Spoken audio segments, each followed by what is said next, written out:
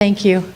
I mean, I always enjoy listening to what you have to tell us, and I always come away with every presentation learning something new. And I wish that as a mom of a daughter with CF who's going to be 31 next month, that we had known back then what you've just shared with us, because I think it would have made a world of difference. So for all of you with young kids here today, you know, this is a huge takeaway, and I know Dr. Moss and Dr. Nielsen, everybody's going to, you know, share with us some very important information today. And I, for one, am very grateful.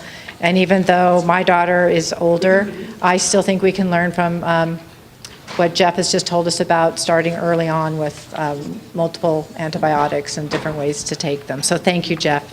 So now we will go on to our next speaker.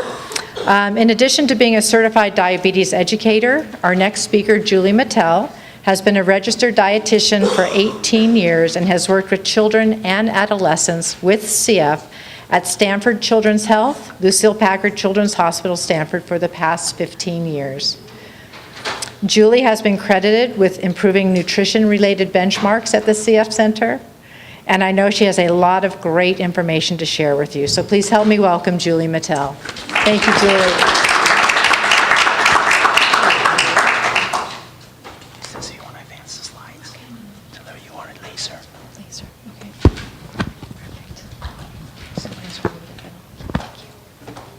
Perfect. Great, thank you so much for having me today. It's really a pleasure to speak to you about nutrition and cystic fibrosis. So today I hope to achieve a few objectives. I'd like to review important aspects about how nutrition relates to lung function in cystic fibrosis, and then review challenges for helping individuals and families achieve these goals for a variety of age groups.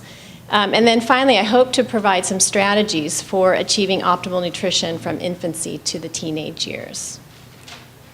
So there's this connection between nutrition and lung function that's been established through multiple studies. And there was a really interesting study in the 1980s that was comparing two different CF centers, one in Boston and one in Toronto. And the investigators looked closely at the practices at these various centers, and what they found was that the survival outcomes were much better at the Toronto center than the Boston center.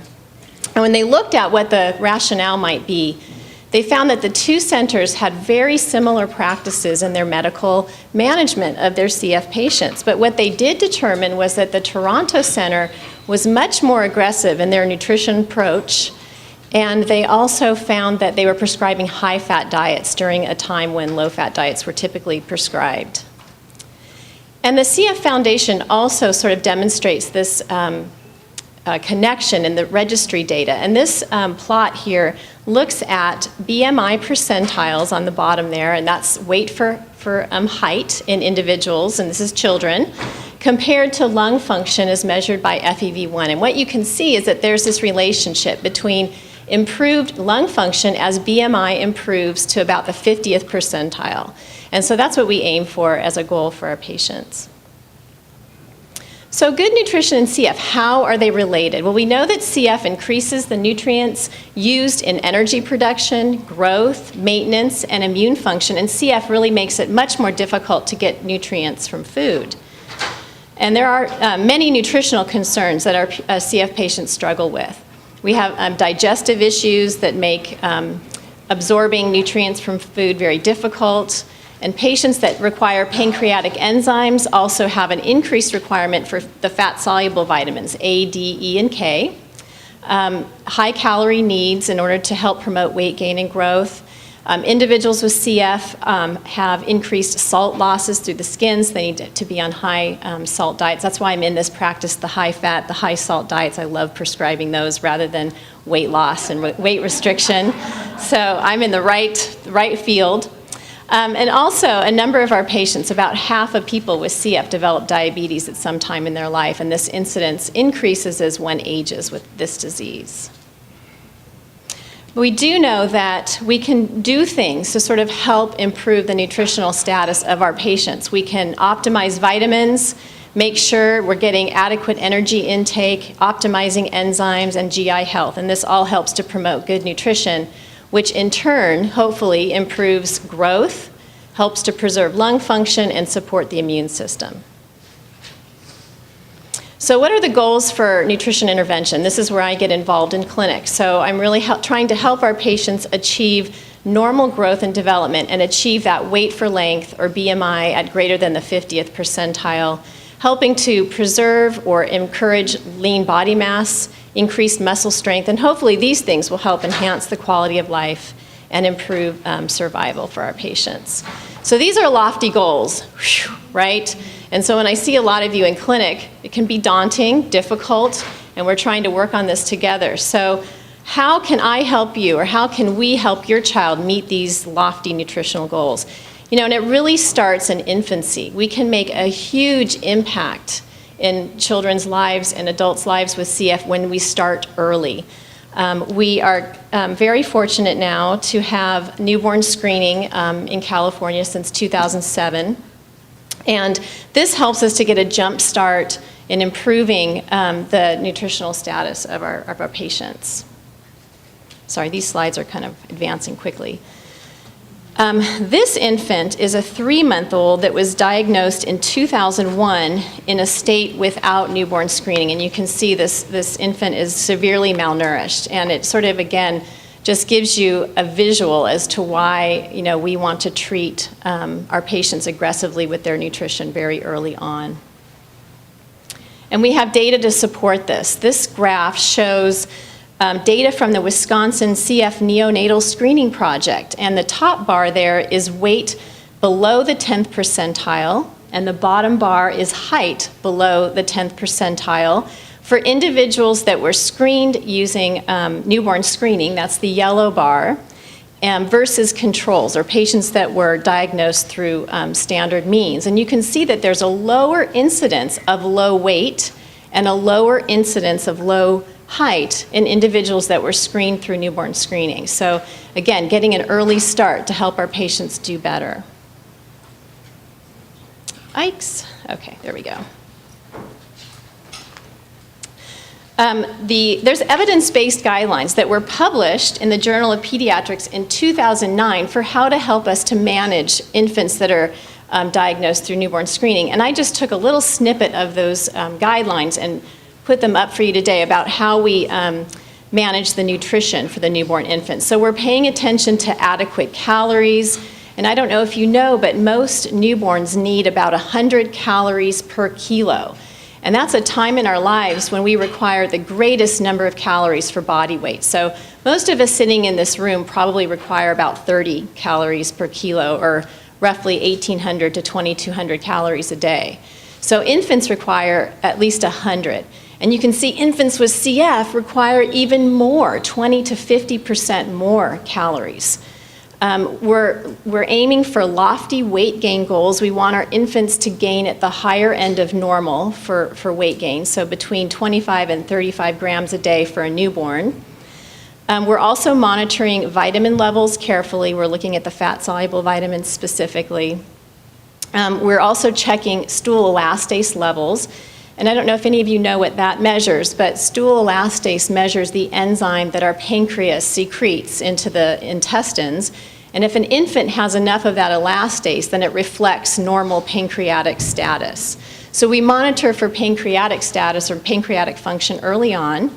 And then we might repeat that study again at 6 months to a year, just to make sure that we are that the infant hasn't converted to, at some point in their first year of life, to needing enzymes. And then finally, salt supplementation becomes important. So we're adding the salt that the infant loses excessive amounts of through their skin. So again, infancy is a time of dramatic metabolic demand, and it's very interesting that infants actually double their birth weight by 4 to 6 months of life and triple their birth weight by a year. And so we're expecting normal growth and weight gain, and that's what we're aiming for in our babies. So I'd like to go through with you a case study of one of our infants in clinic and just sort of how we've helped to manage the nutritional care of this baby. This is Kyle, and it's a fake baby and a fake name, but a true case study. He is a full-term infant identified through newborn screen, and he was positive for the Delta F508 homozygous mutation. Oops.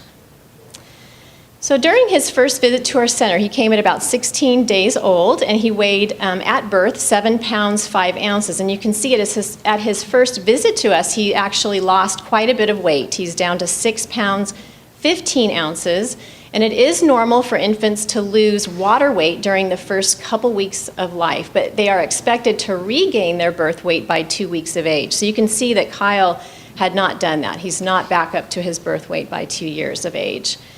In terms of his feeding history, he's breastfeeding frequently. His family was also supplementing with a soy formula, and the reason the soy formula was chosen was because he seemed to have loose stools on standard infant formula, so the family was trying another option. And his stool history was notable for loose, shiny stools and excessive gas. That should be sending sort of bells off in your head about sort of what's happening with this baby. I know a lot of you are nodding because you know this kid needs enzymes, right? So these are the things that we did during our first clinic visit and through the course of several months to help improve Kyle's weight gain. We can help to encourage higher calorie intake by fortifying breast milk. Breast milk is obviously the best way to feed your child. It has the best, a wonderful nutrient profile, but it just tends to not be enough calories for our kids that really struggle with weight gain.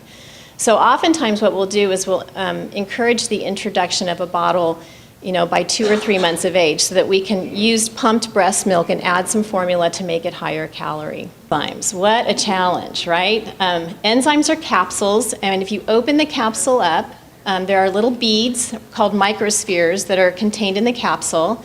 Each of those microspheres is enterically coated. So each of the beads is coated with a protective coating so that the enzyme doesn't get broken down or degraded by the stomach acid.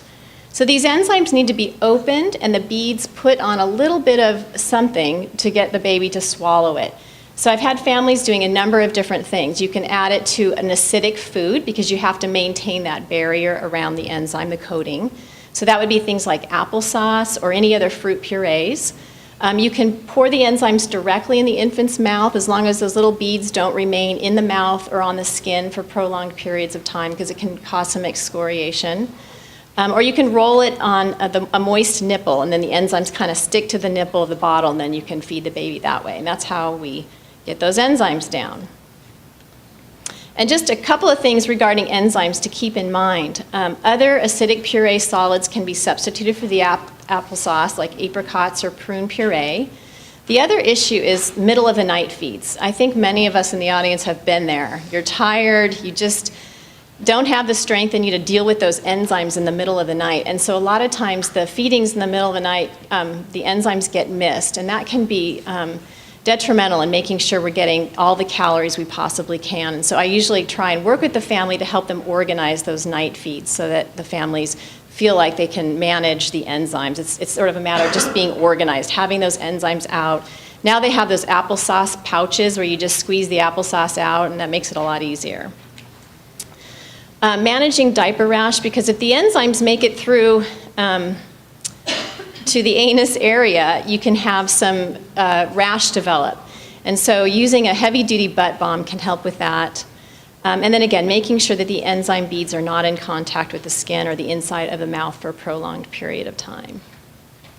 So Kyle came back to see us every month. First, every couple of weeks, and then every month to CF clinic visit. And at his 6-month visit, we really were super pleased with the progress he'd made, and so I just wanted to share that visit with you. He had more than tripled his weight. He was at 18 pounds. He was taking a combination of breast milk and breast milk fortified with Enfamil Gentilise up to 28 calories per ounce from the standard 20 that breast milk is. He was also starting solids, and we would encourage the family to try some really high-fat, high-calorie solids like baby full-fat yogurts, infant dinners with added oil or butter, avocado and egg yolks. Those are all great options for babies because they can provide a lot of calories. His stool history was having fairly normal stools, 2 to 3 somewhat formed stools a day, and he was up to 2 enzymes with every feed or meal. And then his salt intake was also increased per the CF Foundation guidelines. So again, this is just a summary slide just to show how to maximize nutrition for infants. Encouraging some bottle feedings might be necessary in order to get the calories we need in. And again, trying to maximize the use of hind milk, giving the enzymes with every feed, even in the middle of the night. Remembering the enzymes and vitamins, and then providing high-calorie first foods, which I mentioned before. All right, moving on to toddlers. So I'm sure if you have a toddler, this slide has some resonance with you, rings some resonance with you. They're active, they definitely want to be in charge, and they're curious individuals. And while that's wonderful, it does present some challenges for families. Toddlers are normally new food phobic. This is a time where they might refuse their enzymes. And they might have limited attention span for mealtime. So I'm hoping over the next slide to sort of offer you some suggestions for how to deal with this.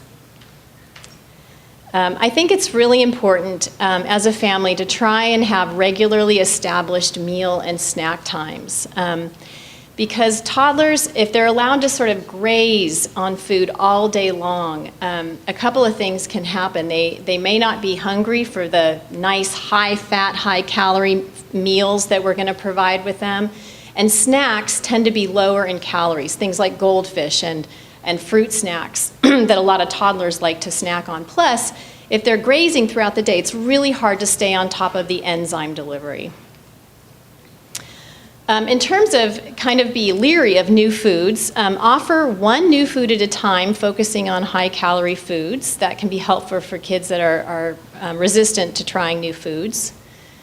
And to keep in mind that it may take as many as 10 to 15 tries of a new food before a toddler will accept it into their diet. So you just have to be patient with that. And I used to say to my own kids who don't have CF, but it's sort of a similar premise, I used to say, if you try this new food, I will allow you to spit it politely into your napkin if you don't like it, because it gives them an out, and they're more willing to try it. And I know if I can get it on their tongue 10 to 15 times, they're more likely to finally accept it. So that's one little strategy you might want to try. Be a good role model yourself and try new foods. There's actually been a study that has looked at the inheritance of picky eating. And I'm not sure if there's a genetic basis to it, but there may definitely be an environmental one. And that is that if you tend to be kind of a picky person yourself, you might end up with picky kids. Have realistic expectation during meal times. Most calories are consumed in the first 10 to 15 minutes of a meal. So having your kids sit there for 20, 30, 40 minutes, you're likely not going to get that much more into them. So keeping the meal times within a reasonable time frame, and remember that the next meal or snack or opportunity for high calories is right around the corner. And if a toddler refuses enzymes, try giving them some choices and control. It's kind of like your children are required to brush their teeth every night, right, before they go to bed. You're likely not going to let them miss out on that. And you're likely going to try things that will help them be successful. So what I used to do in my home was I will let you pick a story if you brush your teeth first. You know, you give them sort of some rewards maybe. It might also be giving them some control over the process, letting them open the capsules and pour the beads out, letting them choose the food that they mix it in from a small list of options. And if the child still refuses to eat, refuses the enzymes, it's okay to maybe skip 1 or 2 meals without enzymes, but keep working on this process and try and stay consistent. That's the goal. Here's some high-calorie finger foods you might want to try. Noodles with Alfredo sauce. These are great for toddlers because they can pick them up with their fingers. Grated cheeses, crackers with added fats. Muffins or croissants are really, really good because they're just high in calories. Pancakes or waffles with butter and syrup and sliced fruit. Sliced avocado. Avocado is one of the best foods there are. Does anybody know how many calories are in one avocado? Come on, throw a guess out. 300? About 360 calories in an avocado. So compared to an apple, which has, 100. So avocados have it all, calories and healthy fats. Making sure that, yes, your children need their vegetables, but adding fats to give the calories. Scrambled eggs with cream and cheese, tuna or egg salad sandwich, and then breaded fish or fish sticks. These are all good high-calorie options.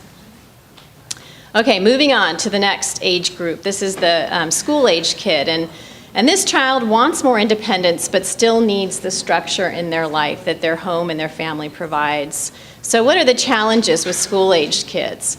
I'm going to spend a lot of time on this age group because it's kind of the age where parents still have time to shape their children, right? But there are definitely challenges. There's time constraints. So I don't know about you guys, but we are super, super busy as a family between school and after-school sports and friends, all of those things. Yet the children definitely are able and want more freedom to choose foods. They want to fit in and they're active in sports. So what can we do to sort of help our kids overcome these challenges? Again, continuing to provide structured meal times is important. Set clear expectations for meal behavior. While you cannot force your child to eat, you can make sure that they are sitting at the table with their family for a certain amount of time. And that time should be appropriate for the age of the child. So what I've done in the past is my kids come to the table and I get this, "Ooh, I don't like what we're eating. I'm not going to eat that." And I'll say to them, "It's fine, you don't need to eat, but you need to sit with your family for a while." And then I determine what that time would be. And I have to tell you, 9 out of 10 times, my children will start eating something while they're sitting at the table with us, without me even saying a word about it.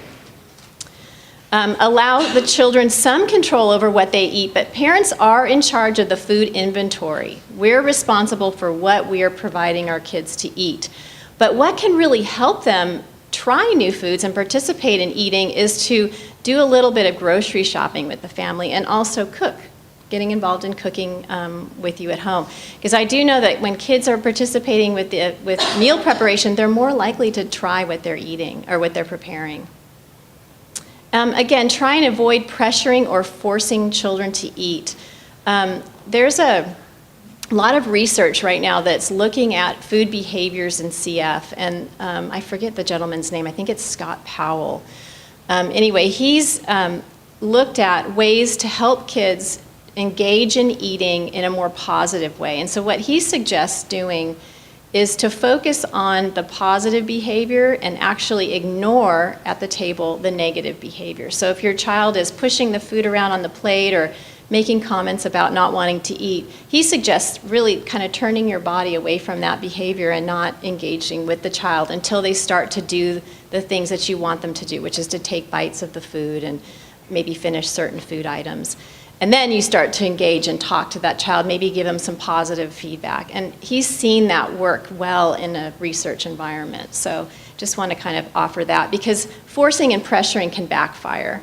It can make the kid, actually you're putting your attention on that negative behavior and they want the attention. Lead by example as a parent.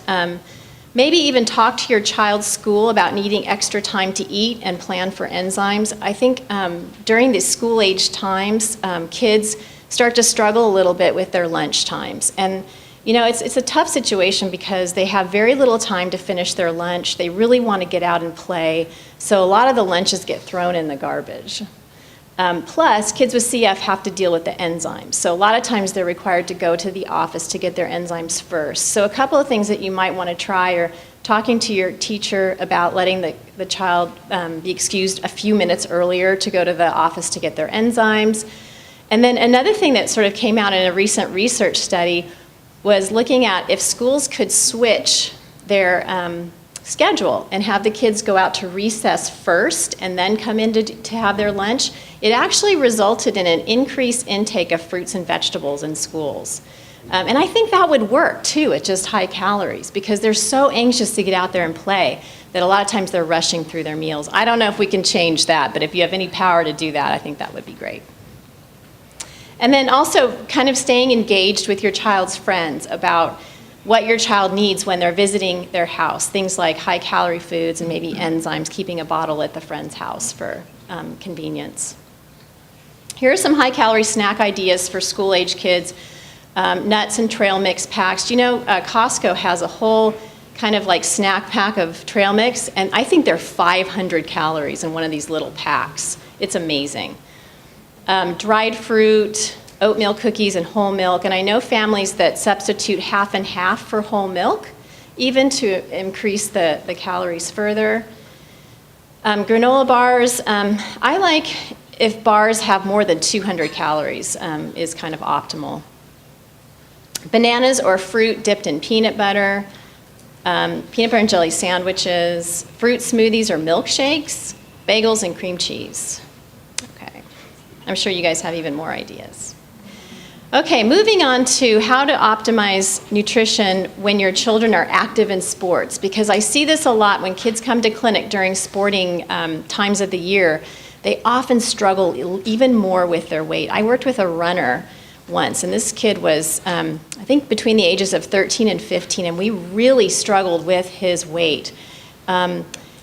Because runners burn so many calories, and the families just sort of get frustrated, and they just chalk it up to, well, my kid's an athlete, you know, how do I get them to eat more? So I hope that these next few slides can sort of help you with that, because we're really trying to provide enough calories to compensate for this increased activity as well as their growth and weight gain.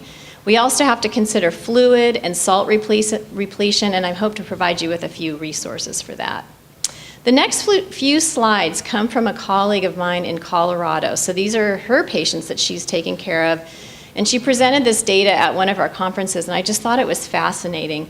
I'm going to try and get this thing to work.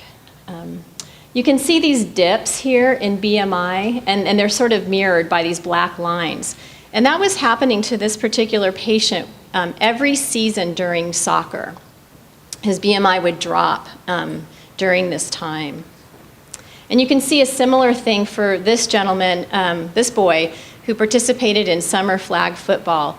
I think he was only gaining, it says here at the bottom of the slide, 4 grams a day 1 year during football season, and then the next year 7 grams a day. And then in between seasons, he was gaining 14 grams a day. So he had this big drop off in his weight gain during football season.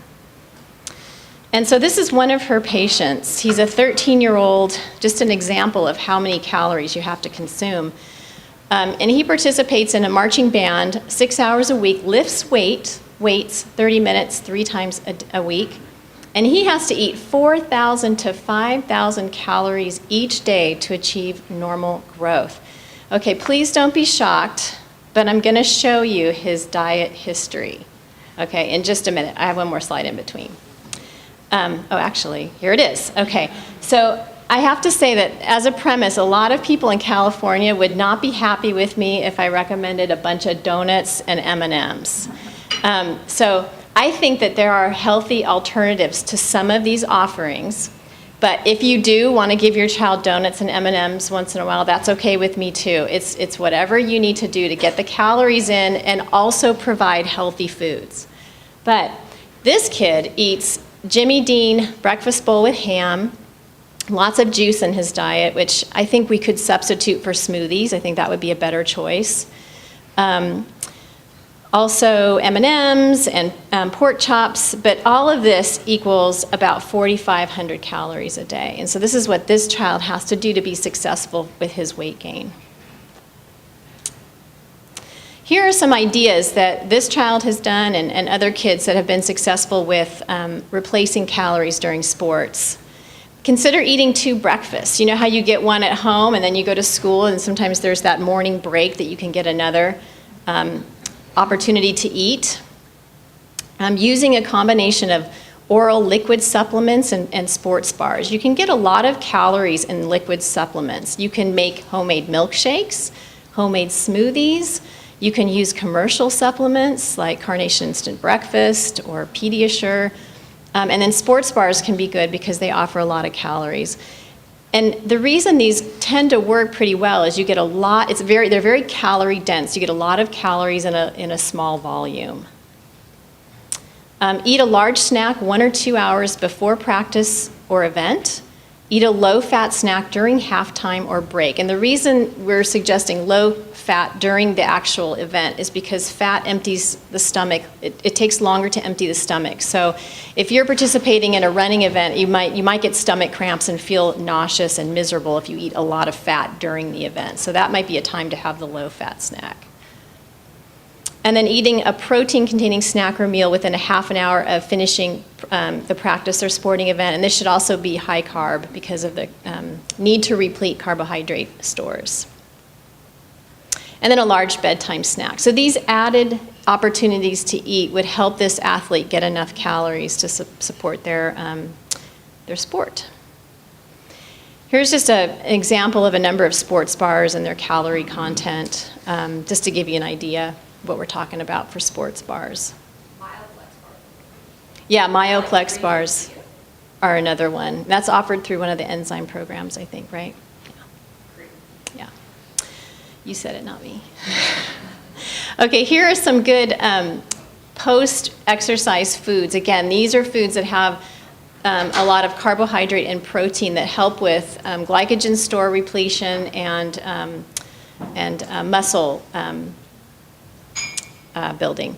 So things like mini bagels with peanut butter, mac and cheese, trail mix, dried fruit. If you're going to eat an M&M, the peanut variety are good because you do get the peanuts, the benefit of the nuts. Fruit smoothies with added protein or shake powder and chocolate milk. These are all great post-exercise snacks.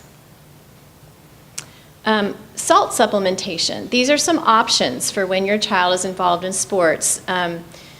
Sports beverages with added salt, and I'll talk to you in just a minute about a study that showed if you're exercising in a warm environment, that's like 80 or 90 degrees, you may need to add extra salt to that Gatorade, and I'll show you why in a minute, or non-sport beverages with added salt.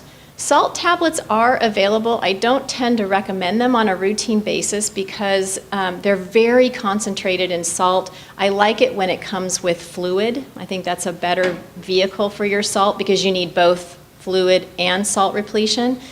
And the salt tablets can cause some stomach or abdominal distress if you're consuming them by themselves. You just need to be aware of that and careful. Here are some guidelines for fluid repletion before, during, and after an event based on age. That just gives you some guidelines for how much is enough fluid, and this is in ounces of fluid to drink. Then I mentioned this study. So there was a study done, I think it was done in Australia, and it was a group of three different groups or treatment groups. And these children were told to exercise on a stationary bike in a room that was heated to about 90 degrees, so it was fairly hot. And the children were either given plain water, flavored water, which would be like a Gatorade, or the Gatorade with the added salt. And it turns out that the only group that seemed to achieve adequate hydration and electrolyte status was the group that had the Gatorade plus the added salt. So when you're in a hot environment, if your children are exercising like in soccer, you may want to do the little extra salt added to the sports drink. And then here are finally some resources for some of the things that were just discussed about the sporting events and hydration. All right, the last group of kids I'm going to mention are teens. And this is a tough group. And they're a lovely group, but tough at the same time. And the challenges are that they have definite peer influence. Many engage in risk-taking behavior. They're definitely asserting their independence. And there is somewhat of a focus on their external appearance. That can be a challenge, too. That's my daughter on the lower. It's not really, but that's what she looks like when she's doing her homework. Okay, so there's this pressure to fit in, right? And so skipping enzymes may happen more frequently, kind of like when they were toddlers. They might avoid eating lunch because of the pressure that their peers influence during lunchtime. They may have a difficult time juggling their health, their school, and the social demands, late night studying, and the media that they're exposed to. And then finally, dealing with body image issues. And I have one slide to sort of help you with these issues because I find that it is an extremely challenging group to work with, also extremely rewarding, but I'm still learning how to help my adolescents. But a couple of things. I think if you can encourage your teen, and probably at a younger age, not when they become teenagers, but to share their CF with a few trusted friends, I think that can be very helpful. Because I know that peer influences can be extremely important to your teenager, and when you can use that to your advantage, that's even better. And I know a lot of teenagers whose friends encourage them and remind them to do things, like take their enzymes or have that extra cheese on their sandwich. So friends can be extremely important in helping your teen stay on track. But if that's not the case, you can offer solutions for taking enzymes in private, for example, and I've done that as well, where kids just feel just too much anxiety about that. And so we talk about maybe going into the bathroom and taking their enzymes before meals that way. Here's the thing I'm struggling with, and if anybody has a solution, let me know. But sleep. Sleep is a huge issue in this group. It's a huge issue for my family, and I'm sure it's a huge issue for yours if you have a teenager. And having CF makes it even more challenging, but trying to get them to bed at a reasonable time is really helpful. And that's because they have to wake up, and they've got treatments to do before they go to school. And it's just so difficult. They end up missing those treatments, and it sort of sets them off for the rest of the day. So what I would suggest is trying to limit screen time to a certain time, because when there's no screens, there's not a lot left to do but go to bed. So if you can achieve that, that's an important thing. As far as body image and weight issues, both boys and girls with CF struggle with this. And I find the boys, it tends to be they feel scrawny and too small. And actually, I find that a little easier to work with, because then I talk about trying to improve their muscle development and their weight that way. For girls, it can be a focus on they feel like there's a lot of societal pressure to remain thin, and so they don't have a whole lot of incentive to reach their goal BMI. And so that makes it very difficult. And a lot of times I just have to throw that goal out the window and just talk to the teens about what's reasonable for them, try and take the focus off of weight and talk about health and talk about function, how they're feeling, what they can do, and those types of things. So those are the things I try and focus on in clinic. And then finally, I think this is an important tip for all of us, trying to remember that lots of studies have shown improved nutrition in families where people eat together. And it's so hard when we're all so busy with school and after-school sports and stuff. And even in my family, I haven't been able to do this perfectly, but trying to encourage family meals as much as possible to reconnect and encourage high-calorie, healthy eating habits can be helpful.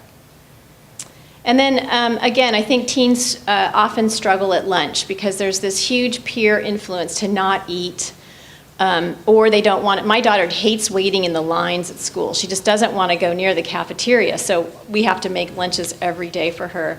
And here are some ideas for high-calorie lunches that are sort of teen acceptable. So you can buy like torpedo sandwich bread. You can do whole wheat if you want, but choosing high-fat lunch meats and extra cheese and avocado. Again, trail mix are actually a better option than potato chips. They have higher calories and they're healthier. Using a high-calorie commercial supplement or smoothie, there's a couple that I think are more teen-friendly. Muscle milk, boys love that because it says muscle on the carton, okay?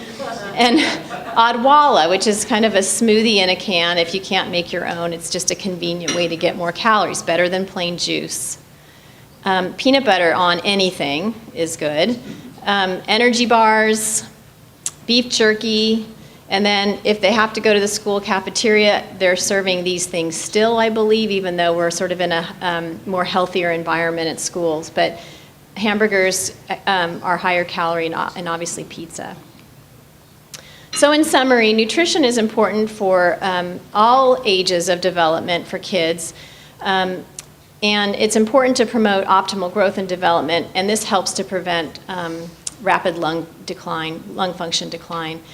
hopefully I've given you some strategies for helping each of these age ranges that you may be working with to improve their nutritional goals. And I'm always available in clinic, and if you don't go to our center, I know your center has a dietitian that you probably are in touch with on a regular basis. So thank you so much for your time, and I'm happy to take any questions.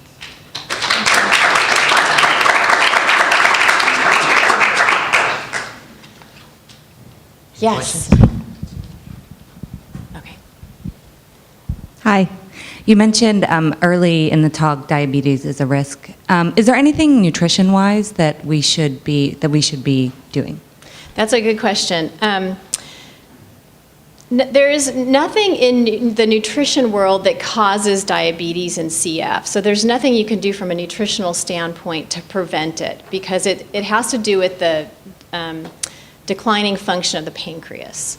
Once we sort of detect that there's some impaired glucose tolerance, there's a number of different management strategies that we can employ.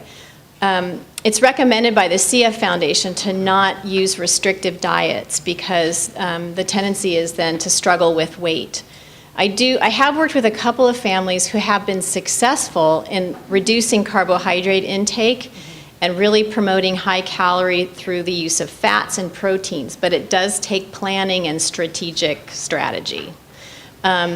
So that's all I can tell you about that. There's really nothing to prevent it from a nutritional standpoint. I think that was going to be my question. I mean, for the rest of us, we know monitoring kind of sugar intake, but if you don't have diabetes and your body's able to handle that, it should be okay. I mean, obviously, I wouldn't recommend a huge amount of sugar for anyone. So recommendations that I have are for the general population, but we do have to get at, extra calories, and how you achieve that with your own child can be a personal thing. It depends on what the child will accept in terms of what they like. It depends on family resources for food, all of those things. yeah, I think I probably should have been clear. My main question was, you answered it, but more around, the sugar. The sugar, Should I if be you cut watching back sugar? on sugar, Yeah. will it help? Yeah. No, it won't, but certainly you wouldn't want a super high sugar diet in anybody's. And then I have one more, sorry. And this might sound a little funny, but my husband sent me an article recently that kind of talked about organic food, antibiotics in animals, and that I haven't read it recently. It was like maybe 2 or 3 weeks ago, but it kind of implied that there could be antibiotic resistance through antibiotics you're ingesting. Like if you're eating chicken, that was maybe I mean, so it's kind of a question around how do you factor in organic, just the source of your food. I mean, how much of a role? So I feel like I have a 5-year-old with CF, so caloric. Focusing on snacks and high fat, is something that I've been focused on. I continue to focus on it, but just wondered if there was any dimension around kind of organic or sources of food that you think is important, specific to CF. Yeah, not that to the general. Yeah, not that I'm aware of for cystic fibrosis in particular. I mean, I think if there are reasons your family is choosing organic for an environmental impact or general health of your family, those are decisions that you would make personally, and Okay. yeah. But there is nothing that I'm aware of in research that shows the connection between antibiotic resistance in our food supply and CF. And I'll find it again. Yeah. It was one of those. This will sound funny. It's like, Yeah, no, it's interesting though. Yes. Hi, Julie. Hi. I have a very silly question, but I've been wanting to ask a specialist because I live in California and I have a lot of friends. Okay, so my kids love Gatorade. We monitor how much. Are some colored lemon or Gatorades bad? Are some Gatorades bad in terms of color. color? With studies, and you I know. read so much. I'm going to give you the answer that most dietitians would give you, which is that the dyes that are used in the Gatorade products are on the generally recognized as safe, government list, and that's as far as I can tell you about in terms of the research that's done around that. So, yeah. When your child is diagnosed and you start enzymes, and there are several options. My daughter, for example, was on one type forever. Right. Adjusted the dosage, but Right. at what point it started to seem like these weren't working as well? This is years and years, but how long do you wait? How long should a parent notice the symptoms before then a switch is made? So a switch to a different enzyme brand. Yes. Okay. Well, I can say now that enzymes are now FDA approved, all of the brands that are on the market. There have never been head-to-head studies comparing one enzyme brand to another. When they're studied to become FDA approved, they're studied against, at varying doses against placebo.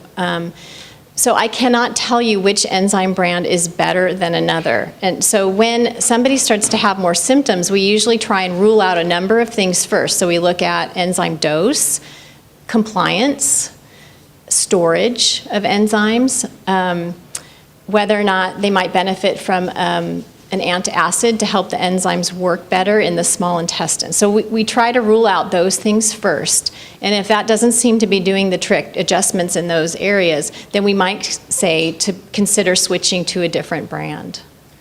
And so it's just kind of this process of elimination and keeping track of GI symptoms along the way.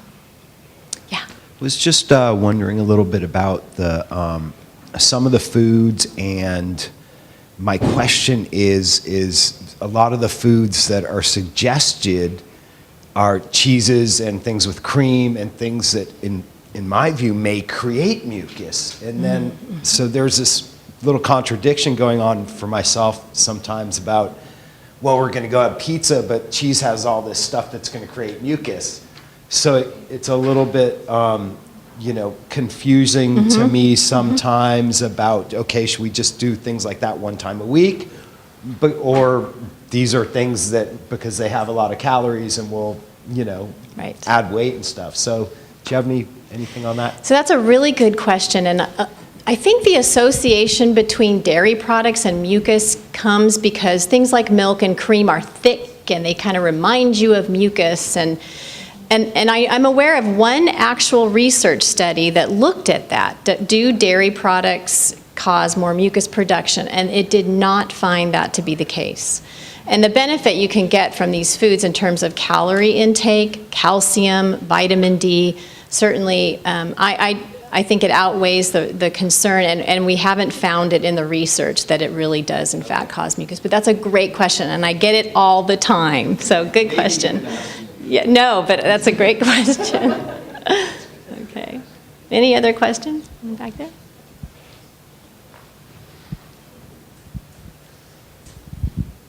Yeah, I'm just curious. I mean, the statement about the correlation between BMI and lung function is one that, it's been there for years and years. If you look at the data,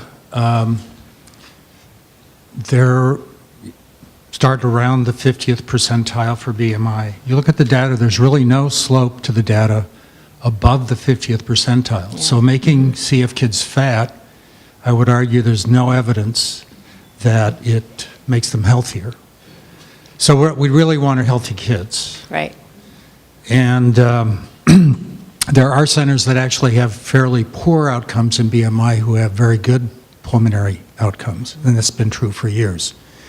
So, it's a little overly simplistic to draw that straight line, and I think the emphasis should be on having healthy kids and not your median BMI in your center being above 50%. I mean, if you're really doing that, then you may be making some kids fat and leaving some kids skinny, and what you really want is you want to make sure that there aren't a lot of kids whose BMI is really low. And I just wondered if you had any comments on that. Sure, absolutely. I think more recent data has come out that has looked at earlier improvements in nutrition and what the outcomes are for that. And I would say that what I'm becoming more of an advocate for is helping our babies especially attain closer to normal weight gains, because the data suggests that individuals that grow better, so not just the weights, but growth, tend to have better outcomes down the road. And this could be because of linear growth may have an influence on attaining lung volumes. I don't know. It could be, might be supporting better immune function. So I think in our center, we're really trying to focus more on the infants and trying to help achieve normal growth in our infant population. I take the BMI discussion with a grain of salt, because I completely agree with you, and I'm trying to look at our individual patients individually. And I do know that the patients with more severe mutations struggle a lot more with their weights and may benefit from some of these super, super high calorie recommendations even more so than individuals that have more milder genotypes that don't struggle so much, that don't have pancreatic insufficiency. So there's a lot of individual variation in here.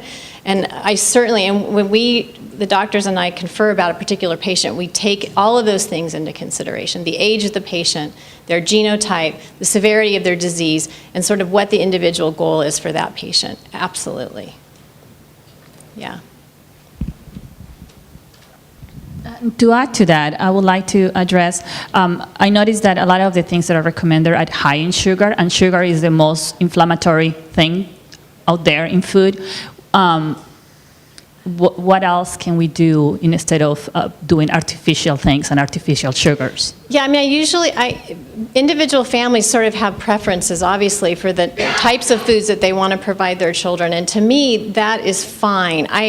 I think the healthier the food choices, the better. It's just sometimes we struggle with adequate calories when, in particular, so if you have a diet that's very wholesome and whole foods based, it tends to be very high in fiber. Some kids don't prefer the taste of those foods, so it can be challenging.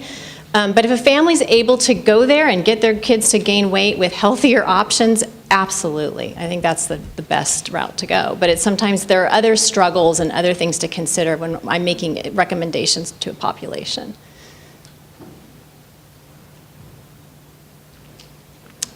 Thank you so much.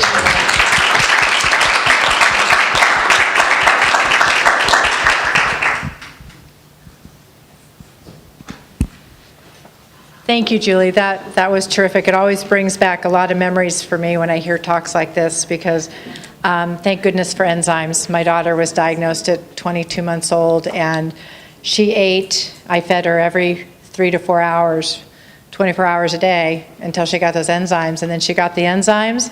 She slept through the night for the first time. I got up in the morning, I thought she was dead.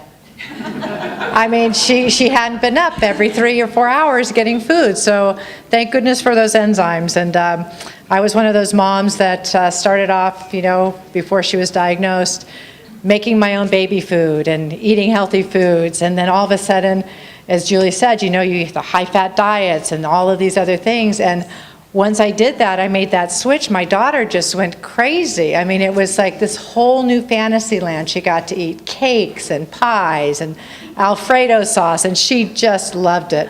So I threw out my blender, didn't make the baby food anymore, and we went a different way, and she gained weight. But I tell you, those enzymes were magnificent. So I do want to say a couple of things. We are going to have lunch, and your presentation obviously is a great lead into lunch, and I think everybody is hungry. The buffet will be outside, and you'll need, as Siri said, to enter out that door. But this next hour, up until 1 o'clock, will be time for lunch and a time to chat with each other. But I would also encourage you to go back and meet Courtney with Foundation Care, because she's set up her wonderful display, she has lots of information for us, and we really appreciate the fact that she did come. And Siri, you had your hand raised? Because Michelle from Matel is here. You are here? I didn't see you sneak in. Oh, good for you. Okay, good. Are you going to be at your table as well? Oh yes, lots of goodies. Great, okay, terrific. We missed you this morning, but I'm glad you're here. You're here just in time for lunch. That's great timing. So please do chat with both of them, because they do have wonderful information to share. And again, we appreciate all of you being here today. Come back, eat. We'll start our program at 1 o'clock sharp. And we'll start it with a fun drawing for a Pari-Trek nebulizer, and we have some other treats as well. So you see, we like to shake things up a little bit. But you must be present to win, so please be here by 1 o'clock. And enjoy your lunch. Thank you.